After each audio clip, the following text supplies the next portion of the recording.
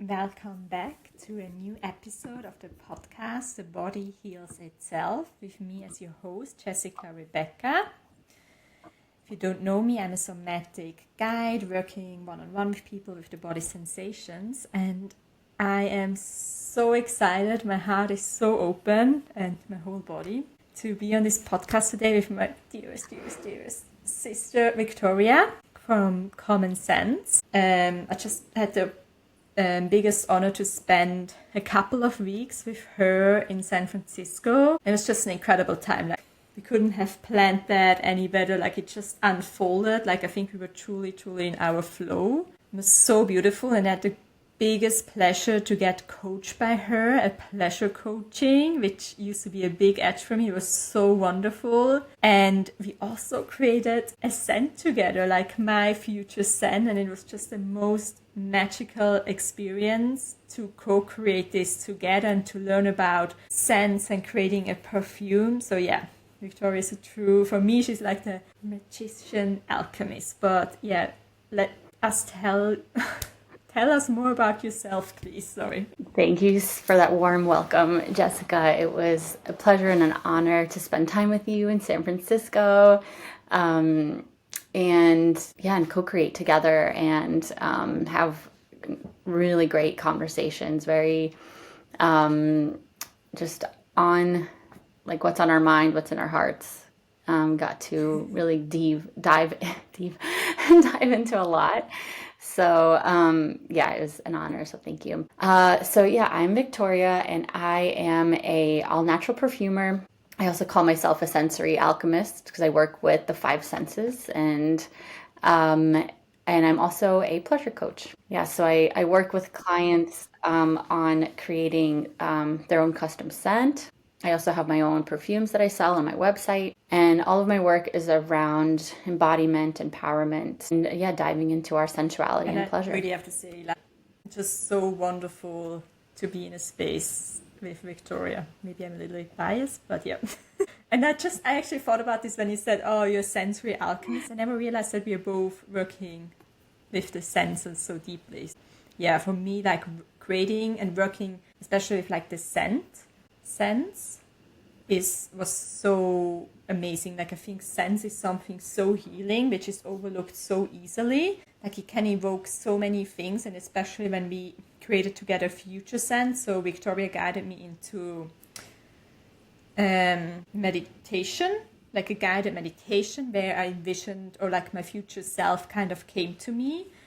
And then we wrote down what kind of scents, what kind of plants, what environment was around me, and it was really, truly amazing. Like, tomorrow 2 weeks have passed, and I know Victoria told me I have to check the perfume after 2 weeks. It smells different again, so I'm really excited to see how it will smell tomorrow.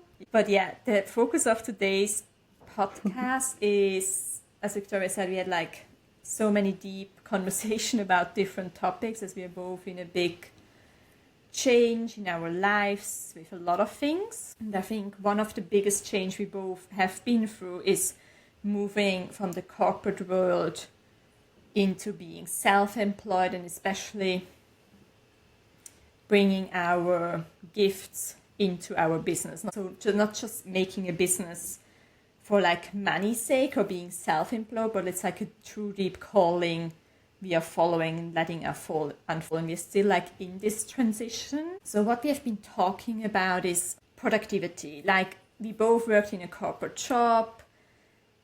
And if you're also working in the corporate job, like, you probably know, like, you kind of have a schedule. Like, you work 8 to 10 hours or even more. The more you do, the more you're productive. And I think you even said that, like, the more projects you have, that's how you shown that you create value to a firm. And so we were like, yeah, just like, what does productivity even mean? And like, how do we bring it now, like this transition also into our new business? Because like, for me, my business isn't just like a business to make money, but it's really creating a new way of living and being. And so we've both been talking about how, like, finding, what is it? Like, is it finding a balance between, like, creating something, like, listening to intuition, but then also moving and doing something And maybe also at the moment we're not really feeling called to be so actively productive, and that it can be uncomfortable. So I'm wondering how, as it for you, it is more recent that you step out of the corporate world. How does it feel for you when you just stepped out, and how is it now? Like, what is unfolding for you? Yeah, I have left my corporate job at Meta in February, and we are now in July. And so in February, it was so hard to not be productive, because coming in from like 15 years in corporate, it's like I got so used to output, because if I'm not creating output, then I feel devalued. And I've realized that also was true in pouring into my life at home with my children. If I'm not being productive, if I'm not doing something, then like I don't know, I'm not valued in my family, or I don't value myself. A lot of it is intrinsic. Like I want to be valuable to my community, my family, my coworkers. And so I really had to let that go, because it was like weeks and weeks of doing nothing. Other than being a mom, like that is a full-time job in itself. So it's not that I wasn't doing nothing, but it's like when they were in preschool, I was like, okay, well, what should I do today? I don't know. And it was driving me crazy, because I was like, I need to do something. I need to grasp onto something. And then I was realizing how I was like spinning my wheels, and I was like being completely the opposite of productive. And I was creating anxiety and stress in my life where I really needed to rest. So I started to embrace that and remember, like, what are the things that bring me joy and pleasure, and do that. So one day, it was like on a Friday, it was like take a bath, lather myself with the body oil, and go for a walk and take a nap, and then go pick up my kids. That was it. Like nothing else. Like no phone calls, no emails, no any kind of work, not even working in my studio. It was just that. And it felt really kind of scary to do that. I'm like, wait, but this is cheating. Like I can't be doing nothing. Like I have to be doing something. And then after a week, I actually started to really embrace the slowness. And it was like quite a transition, because it took time for me to do that. And I realized that if someone is not giving me a schedule or a deadline, I'm the one accountable for it. And I haven't really learned how to do that yet, because I've always been working for a company.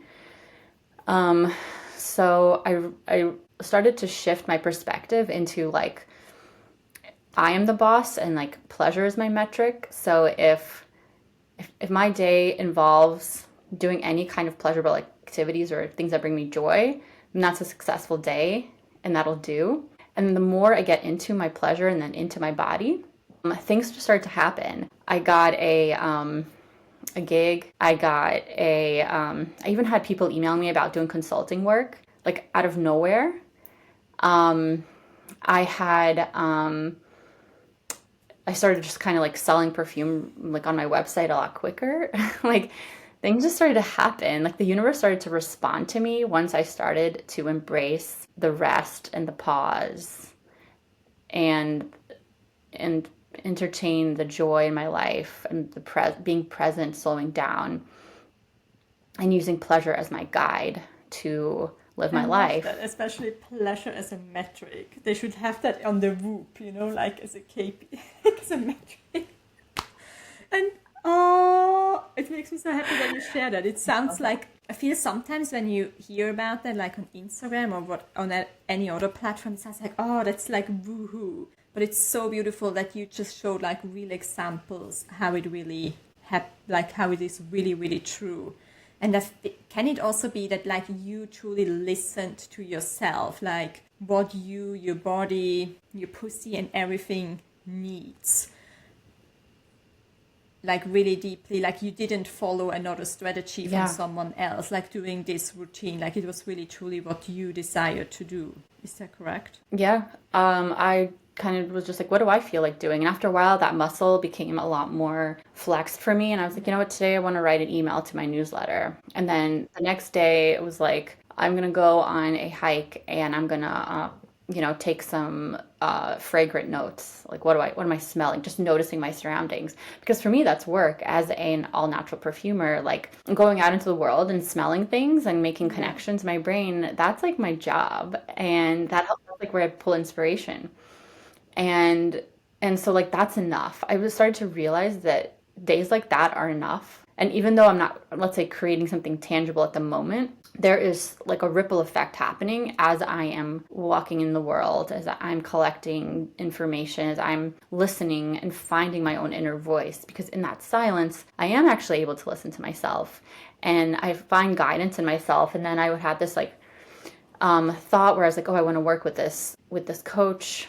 Came out of nowhere, just like the thought bubble. And I reached out to her, and it just felt so aligned. And being able to slow down and truly listen, to me, is the most productive thing that we could do. So I've completely shifted my whole perspective.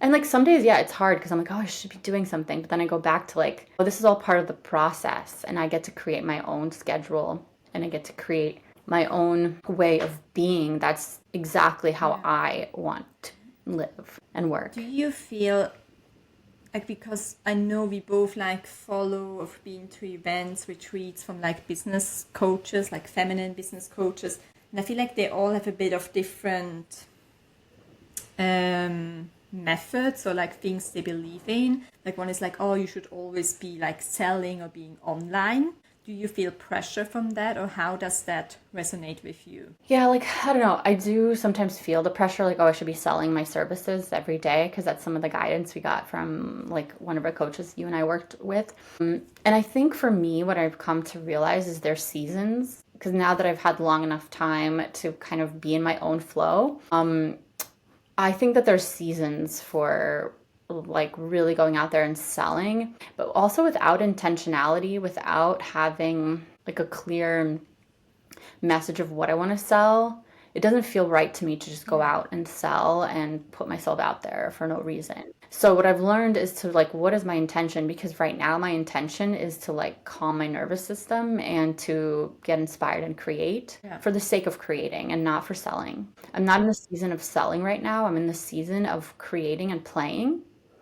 And I want to honor that for myself. So if I'm like, literally my whole job right now is to play, play with my kids, play outside, play with myself. Like, it's all about that right now until I realize the season has shifted. And then I'm like, oh, okay, I've created this body of work through my play, and now I'm going to go sell it. So I don't like the pressure of like, go sell, sell, sell, sell, sell. Yeah. I'm honoring the season that I'm at right now and having like love for myself and grace to be in that, immerse myself in that. Because then there's going to be another moment where it's like, all right, I got to go out there. I got to hustle. I got to like be in front of people. I got to get clients.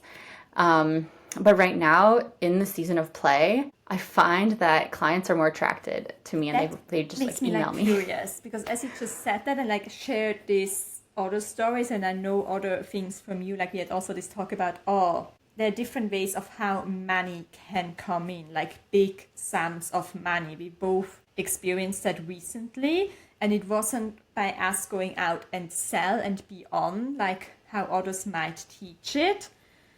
And so it actually makes me curious, what if we are actually not meant to do it like they kind of teach it, but if it's really for us to be in the play, to be in the pleasure, and like by that we start to attract like the people we are meant to meet. And it's, sometimes it's over like online platforms, but maybe it's also like in life or whatever, we get a random mail. What do you think about that? Yeah, I love that you mentioned that. And also, you are a Bitcoin advocate, and you talk about Bitcoin a lot, and you and I really connected around that as well. There's also something that I think that's really important to talk about, like you're saying, which is investing. I think what allows the season of play is like allowing our money to work for us. And I think as women, it's very important for us to be knowledgeable about all the ways that could happen. I've made a couple of investments like 5 years ago, and I also have investment in stocks. And because I worked in corporate, I have a stock portfolio of the company that I worked for, and that pays me dividends. And then also, one of my investments from 5 years ago, just emailed me and was like, oh, you have a payout. And it just landed in my inbox, and that's also a really potent way to live and to have our money work for us, because money exchange is not always through a service or a product. Yeah. It could also be through investing. And if we can master all of them, all of the different ways, then that is the way to like create this like nest for us to be able to have the money that we need, that we always know we'll have exactly how much we need. And so that we can do the work for the sake of that it brings us joy, pleasure, and meaning, versus like, oh, I have to go out there and sell. Because I think people can feel that energy, like, oh, like she's really selling hard, she must really need money, or she's desperate. Like people can sense that. So I love investing, I love Bitcoin. I really highly recommend to educate yourself about these topics, as Victoria just so beautifully explained. And then I personally also had like seriously magic happen in my life where money just came in from surprising sources. And so for me, like also with the productivity, it was like this shift into knowing I think it's a worthiness piece, like feeling worthy of receiving. Or maybe it's not worthiness, it's like really truly like feeling deep in your body that you're always provided for by life, by God, the universe, whatever you believe in. I think that's such a deep belief that comes when you're truly able like to relax in your body and to rest. And so I'm in that beautiful position where I'm fully provided for financially, so I don't need to actually worry about money at the moment. And so what you shared before regarding, you start working in corporate, and then it's like, this worthiness piece, this inherent feeling of, am I worthy? And this is something I've been complaining the last couple of weeks, as I didn't feel like this urge to create even like posts, which I usually love to do, like creating art, making art. I just really didn't feel like doing anything productive. Like I was with you and your kids, and it was like just so beautiful. Then I came back and I just like chilled for a week and just connected, and I just was like, but am I even worthy of anything if I'm not doing anything? I'm not actually kind of working with my clients at the moment because I was on a break, not creating anything. And I could feel like this anxiety a little bit in my body, and like this, oh no, I want to be productive, I want to do something. And it made me like wonder, where does it come from? Is it like something I truly feel, or is it like an old mechanism, like kind of a protection survival mechanism? I think it's kind of both, and I'm still not quite sure. Like, and I really came there a couple of years ago. I read that a quote on interview from Kim Kardashian, who was like, her goal was always to be rich without actually doing something. And she kind of managed that. She just has like TV cameras following her, and like all her assistant business manager who create the products manage it for her. And it's like, oh wow, like everything we truly desire can come true. So if you're desiring to like not work and make money, I think there's always a possibility for it. And it's actually not, it's had nothing to do how worthy we are. But I think in our world, we are so coupled to the work we do, especially like in Switzerland, but I also think in the States, it's like such a high achieving country. So a lot of the time it's the first question you get asked is like, oh, what do you work? Like it's so coupled to what you are doing.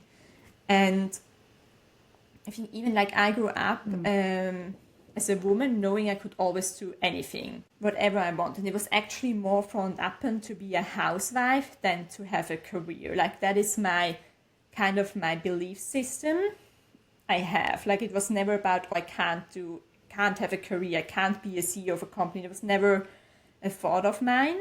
And so then actually going in this space of like resting and receiving money from someone else and not through my work was like the most uncomfortable thing for me. Like I would really, but also the most beautiful thing, like it really could create this shift within me, and it created for me this more possibilities and desires of what I truly desire, what I never would have thought of before, because I was so in survival of making more money, of being so independent, and also again being productive, because think every one of us likes to be told, oh, you're doing such a good job, like it just feels good. And then of kind of like that falling away, it's uncomfortable. And I'm still like, I do like to create things, I do want to be productive, but at the same time I also have this part of me who just wants to lounge in like saffron, drink rosé, and yeah, it also feels good. And like finding this balance, but maybe it's also like, as you said, maybe it's not even a season of months, maybe it's also a season of years or so to be, do different things. And I think that's also beautiful possibilities that we have now. Yeah, and it's like also, some people have the privilege of having years of being provided for, or money coming in, or savings or an investment that they made had hit, and they have a couple of years of runway to create just for the sake of creating, or for not have to really do anything, or like they can travel. So yeah, I think it really depends, and I do believe in the balance of taking time to rest and create, and then taking time to work and build, and then harvest that. In the same way that like nature has seasons, and they don't have to be but 3 months long, right? Seasons can come in months, and they can come in years, like you said. But I love, because I'm so connected to nature, especially because I work with plants, and my work as a perfumer, I really love to imitate that kind of rhythm, and resting in those seasons, and knowing what season I'm in, and tuning into that. Because for me also, if I'm spending too much time kind of just being in the like void, or in the creative season, when I have a creative block, then I kind of have to like work through it and use my tools. So I do have to like sometimes work through what's coming up, because I think the other thing about being in the void, or being in a rest, or like creation season, things will come up, obstacles will come up, because it's like you're given it time to rest, and like sprout, or seeds that we've planted maybe a while ago are kind of coming up for us to see whether they're good seeds or bad seeds. So we either weed them out or keep them. And so, like for me as a pleasure coach, I do have tools to work through some of the obstacles and challenges that do come up.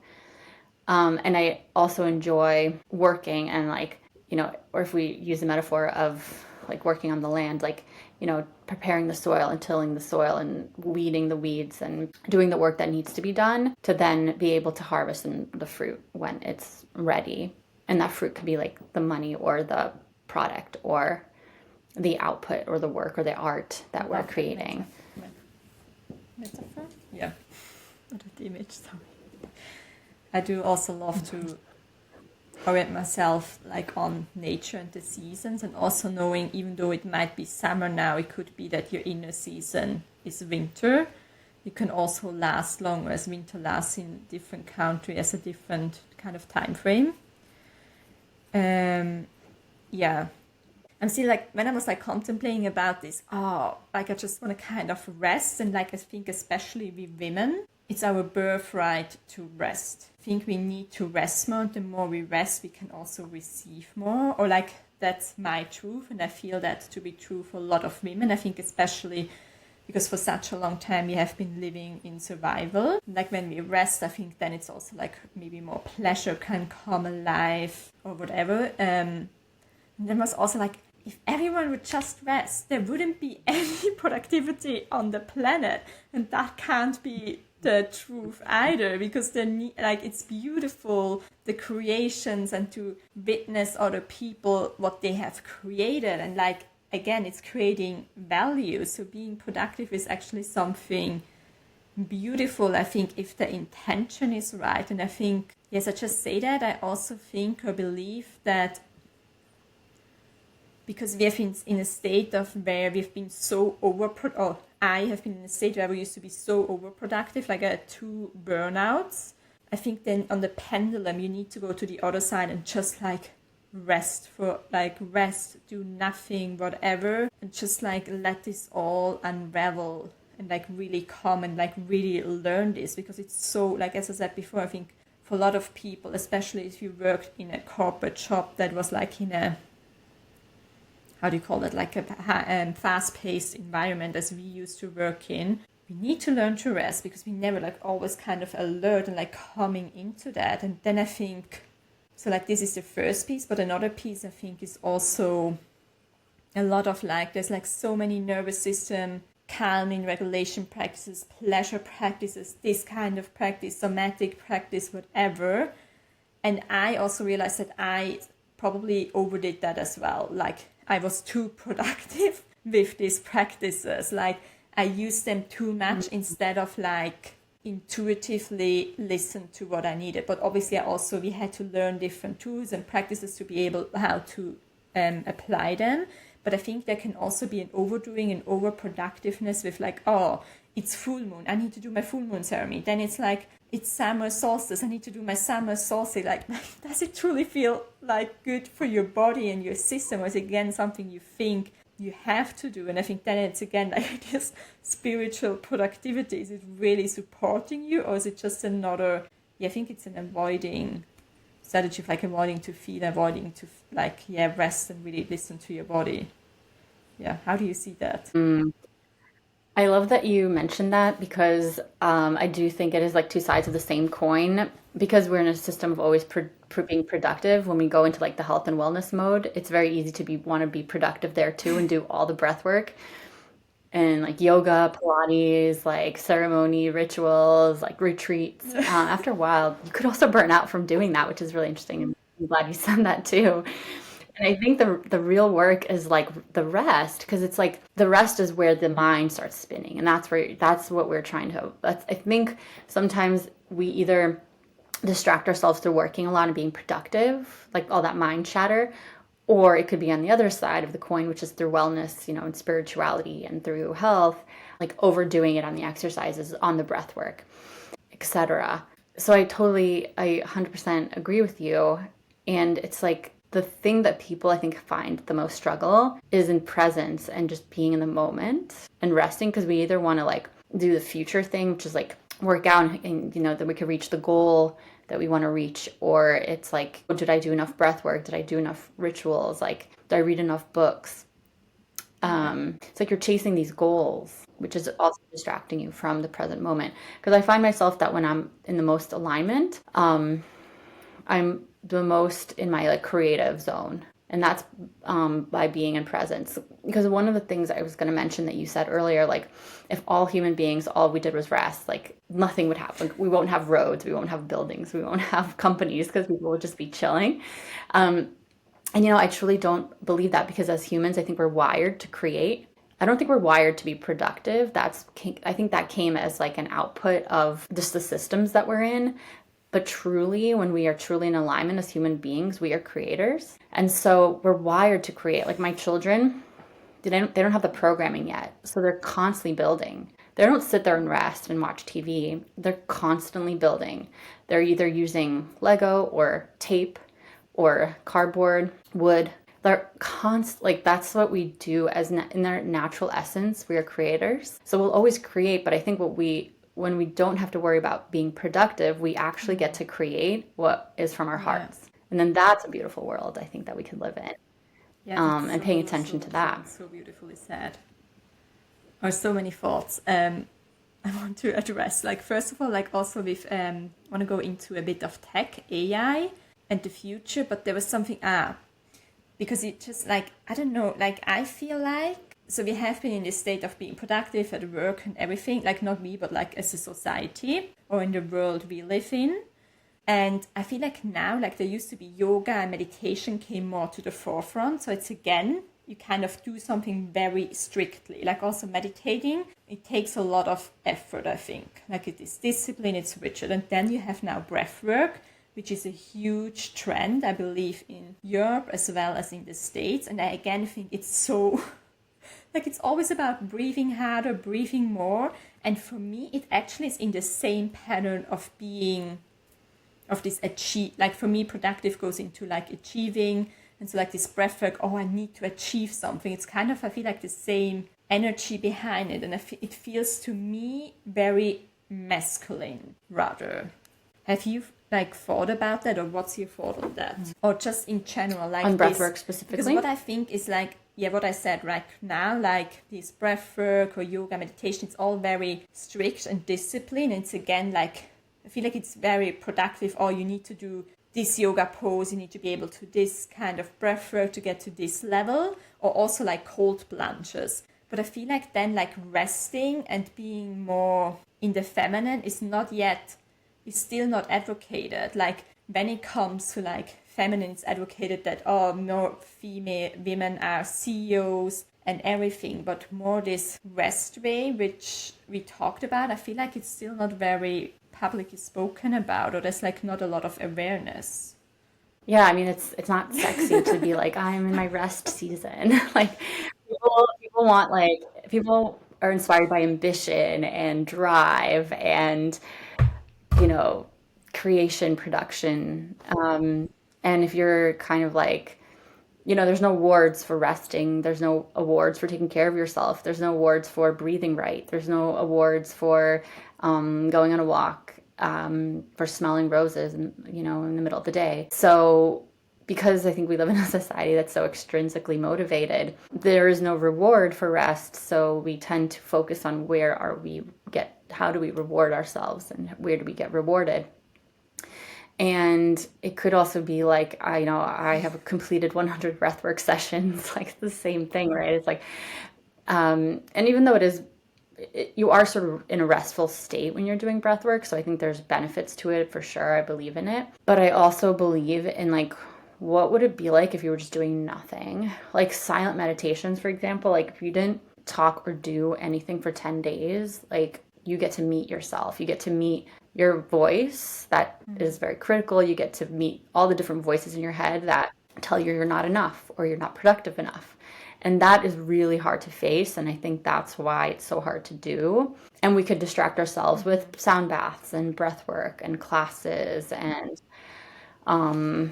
retreats and, you know, all the things. But at the end of the day, we still have to come back home to ourselves. Home to ourselves is in that silence and that peace when there's nobody telling you what to do or how to be.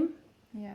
It's like, who are you in that moment? And can you be comfortable with yourself and like fully feel that grace and compassion towards yourself? Because I think that's the goal. And there's all different tools you can use to get there.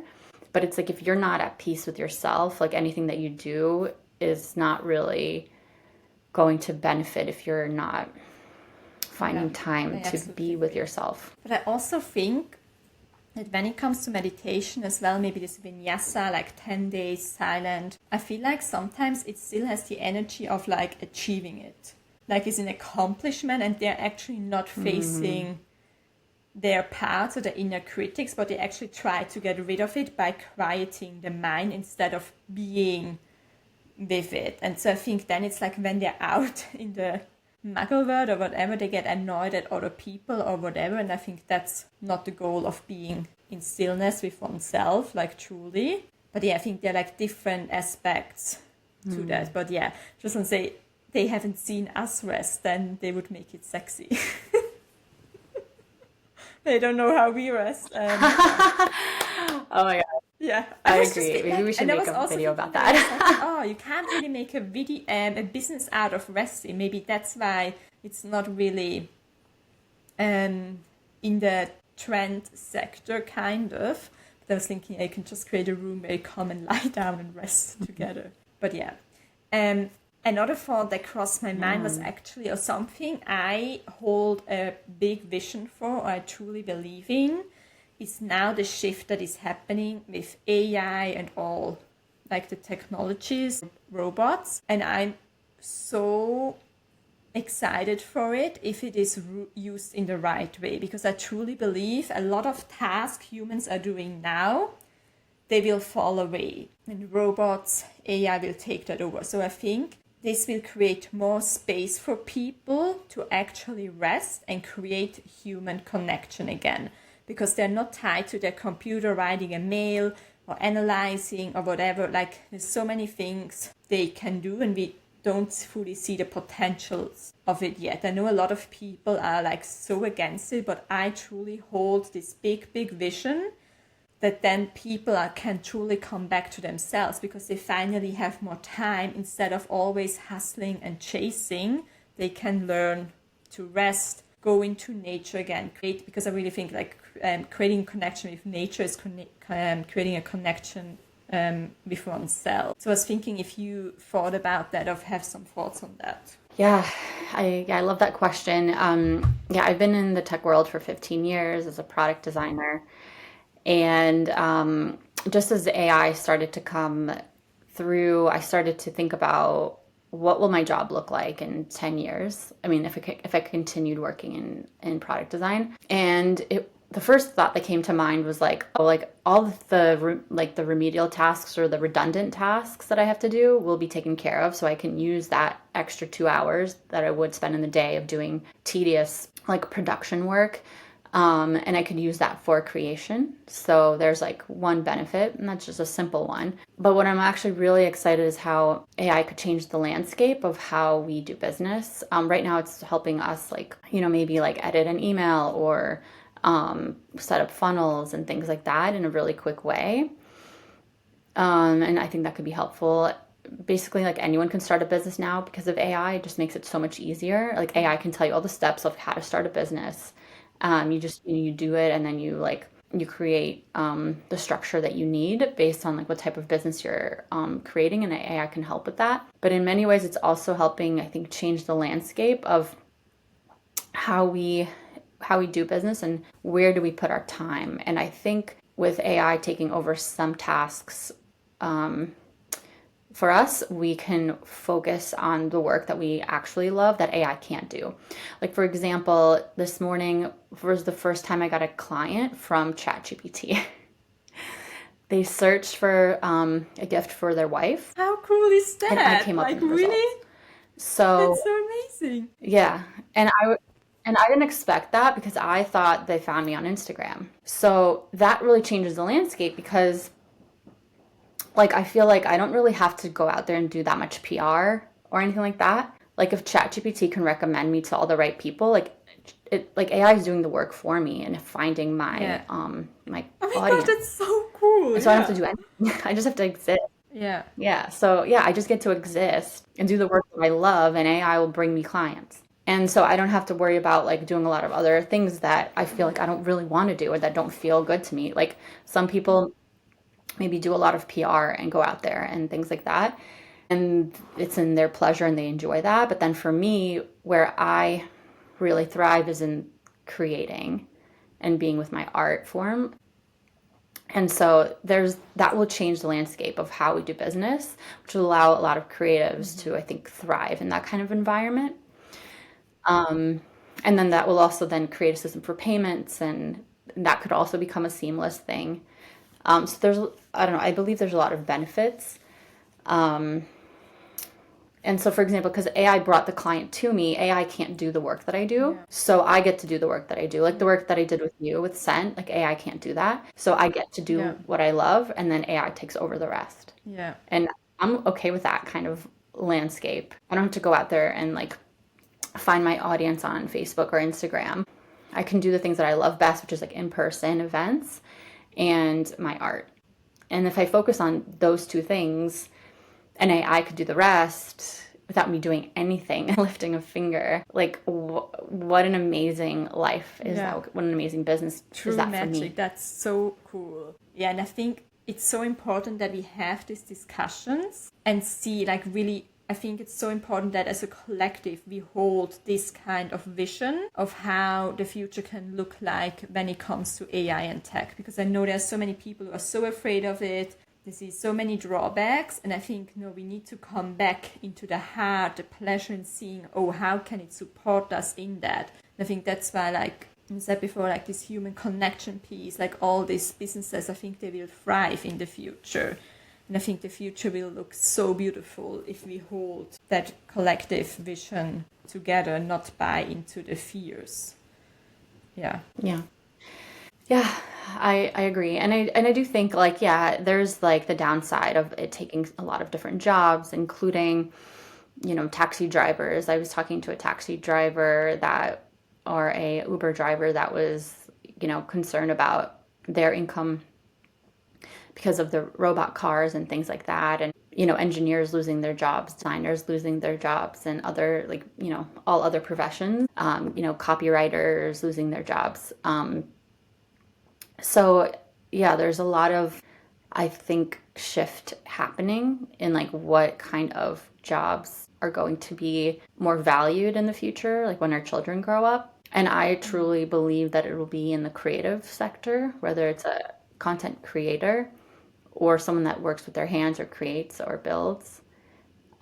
So that might just shift in the ways, in the type of jobs that people will get in the future, or what types of jobs will be more valuable and meaningful for people. And maybe the conversation will shift to like meaningful jobs versus valuable or productive jobs. And even investing could become a thing where that AI gets to do for you. So, and I bet it could do a lot better job investing than certain humans. So that could be that, like, where we used to really think that being an investment banker is such a cool job, that, in a decade from now, being an artist becomes a lot more of a meaningful job. That, whereas like sometimes there's stigma with artists because there's this idea of the starving artist. And so maybe we get to break that story with the help of AI. Agree. And I do think, like, I've been following some discussions about these topics, and like there's also big discussions around that we have like a universal basic income. So it's like for taxi drivers, a job that just will fall away. And I think that's a beautiful idea. And then you can really create from that space, from like this true safety. Like we don't have to work for our survival anymore, but it can look different. So that's, I think we all like, have to hold this vision. And like, it's always changing. Like we moved into the industrial cycle and we're still kind of in it. It's time to move out of it, to expand. As we expand our consciousness, and more people expanding their consciousness, so it's like the tech growing with it. Or that's how I see technology actually is an expansion, manifestation of our consciousness. Yeah, I truly want to hold this beautiful vision of it. And I think that's why, like again, like the collective vision, I think that's what shapes then the world. And I think that's why we already have to learn how to rest, because when AI comes and does more of the work, we need to know how to rest and not just, Yeah, totally. And and the other thing is like AI doesn't know how to love. So it won't be able to take over everything. It might take over a lot of things, and it could be very scary and threatening at times. But we get to create with AI, and we get to decide what we are comfortable with or not. Because it's in the way that the technology that we use, that we choose to use, we can, with our attention and dollars, we get to have a say in what technology we use. And then if we don't agree with certain brands, we just don't use them, and we don't put our money or attention to them. But yeah, because AI does not know how to love, there'll always be need for art that is made by humans. Whether it's music or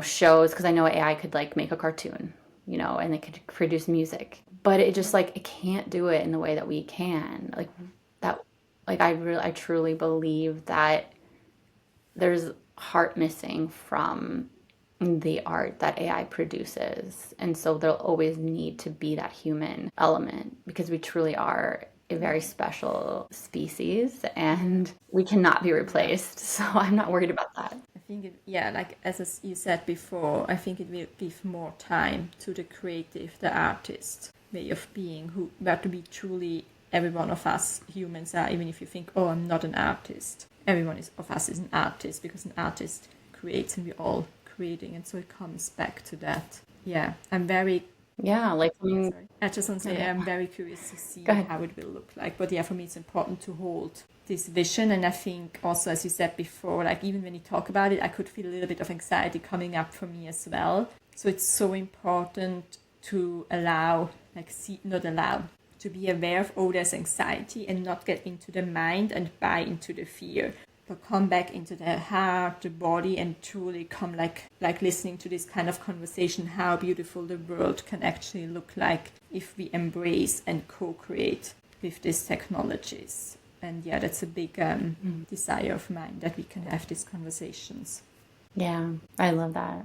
Yeah, there's a lot to unpack here. I really like honor and understand the anxiety. I feel it as well. There is a big shift happening. We're all in it, and it's escalating very quickly, just by the speed of the technology that we are getting access to, like the speed and the how advanced it is.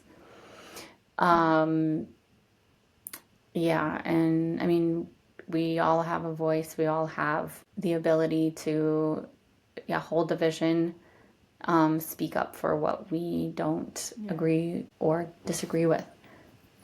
So, but yeah, this is a another conversation we could have Yeah, as with a well. lot Like of it's time. there's a lot And here. so maybe to come to an end with this episode regarding productivity and how we like shift and like that it's always uncomfortable to move into rest. You mentioned in the beginning already some tools or practices you have to rest. And I'm curious to hear, what is rest for you and how do you rest, if you feel comfortable sharing? That is a good question. um, yeah, well, for me, rest is about coming into my body. Usually, just going for a walk. Um, Rest is writing in my journal. Um, Rest is playing sometimes, like if I'm playing with my kids and focusing only on that and not allowing other distractions or my to-do list to get in the way. My biggest tool for resting is taking a bath. I enjoy taking a long bath, like having music playing. I put candles around my bathtub. I lock the door so my kids can't come in. They're usually with someone, they're not alone. um, and I drop some essential oils. Sometimes if I have time, I'll throw in like the rose petals from roses that I collected from my garden that are old or dried. Like I like to save the rose petals for my garden, like for those moments, just because it makes me feel really luxurious. And I'll spend as long as I want there, and like I will like just really be present with myself. Like I won't bring my phone, only for the music, for changing the music, but I won't like, talk to anybody in the bath unless it's like an emergency. And I will have a journal that if a thought comes to mind, because usually when I'm in such a restful state, like in the water, I'll get some ideas that I may want to write down. So I'll have a notebook nearby. And I try to stay there at least 30 minutes. I know that's a luxury, especially like being a mom, it's really hard to find 30 minutes sometimes. But I have been very diligent with finding that time and being like, no, it's like my rest time and I'm taking 45 minutes. And so doing that and then lathering myself with an oil and setting an intention. And then yeah, like starting my day. Like sometimes rest is like being my pajamas all day, and being with my kids, like cooking a meal. I think the biggest thing I know when I'm resting is like I'm not actually doing my to-do list or like writing, like doing something that I know I need to do for like, yeah, I'm not doing my to-do list, and I'm not anxiously producing something that I think I need to do. It's really just like Yeah. quieting that and being like, no, right now I'm pausing. And it's really hard to do. Like, it's really easy. I mean, it's not easy. Sorry. It's really hard. And also rest could be like calling a friend and just being like, hey, this is coming up for me. Yeah. You know, I want to talk about, do you have time? And that could be 10 minutes. Just having a conversation with a friend is rest for me. And laying down with my kids. Like I love cuddling with my sons, and it's hard to get them to cuddle with me because I mean in the morning it's actually a lot easier, but then during the day they like are constantly moving. So if I find little moments to cuddle with them, or like have a snack together, or go for a walk and like smell the leaves and the plants, or go near a body of water. For me, like going near a body of water is rest. So I'm so fortunate to live in the Bay Area where I have access to the ocean, a 20-minute walk from the ocean. Just being by the ocean, getting my feet on the ground is rest, like listening to the sounds of the water is rest. And sometimes rest is blending oils. Like, for me, like it's restful to do that. Like not for the purpose of creating something, but to be like, oh, what would it be like if I just like take ginger and coriander and put it together in a bottle, like just for curiosity's sake, like not for actually a project.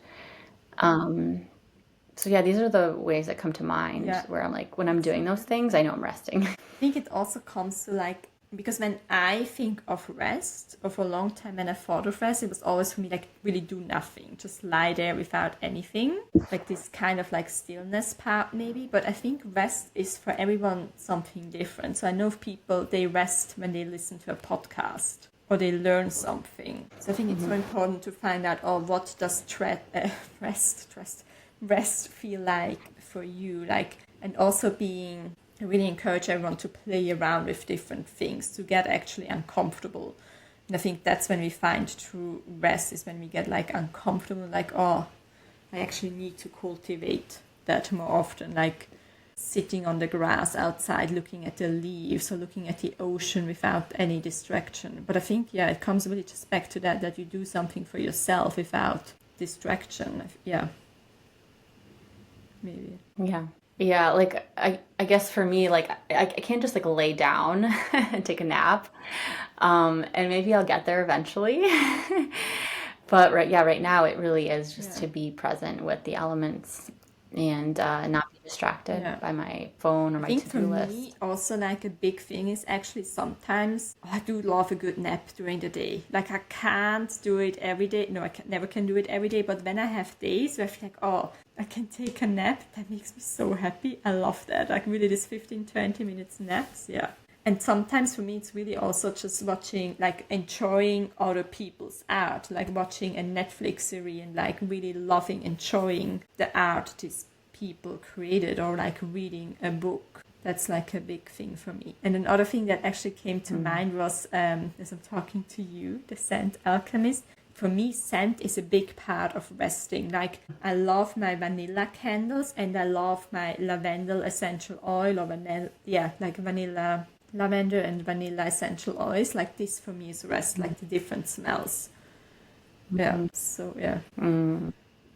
Yeah, because I truly believe that when you have time to notice the smell around you, you're in a pretty restful state, because otherwise we're so distracted and overwhelmed by everything in our lives that we don't get to notice. And so in those moments that we Yeah. do notice, that is That's so rest. beautiful. It's so I true. love Like that. I really make it a practice now when I'm out on a walk, that I stop and smell the flowers and roses. Like yesterday, I smelled like red roses. Then like they weren't white or pink, but very like bright roses, and they smelled so different, and it was so beautiful to smell it, especially like after our scent perfume session. Like I was even more aware of the smell of roses, so that was like incredible, and like how different, yeah, they smell. So just, yeah, I love that. Yeah, I remember I pulled you a Persian rose, a Moroccan rose, and I think maybe a rose from India, and you Yeah. got to smell three, or was it a Bulgarian rose? And you smelled all three, and you were like, "Oh, I really like Yeah, I the think so. I Persian think rose," what's that right? one? Granny? I don't know. Can't pronounce it. But yeah, yeah, yeah, Oh, geranium, rose geranium, and you liked rose geranium more than yeah. rose, actually. So that was really fun and And interesting no for spice. to learn about you. Yeah, and you did not want a spice in your perfume. like, Jessica, your perfume needs a spice. We need to spice it up. And you're like, no, I don't want I that. love And I was like, spice okay, already. that's what we'll do. You're so Oh, spicy. but yeah, it was like, oh, it was such a beautiful Yeah. experience. Thank you again. I'm actually going to smell the perfume afterwards, but you know. So thank you so much for pleasure. your time and sharing your wisdom. I'm really excited when you get to record another episode because I just love, when we are talking, like all the wisdom that comes in, it just feels so good, and makes me so happy. And I feel now rested after my workout session, connecting to you. Thank you so much. Thank you. And I will drop Thank you for having me, Jessica. the link to Victoria's Instagram and website below so you can see what amazing work she's doing and reach out to her. Yeah, really highly recommend it. Thank you so much. Bye. Thank you. Mwah. Bye.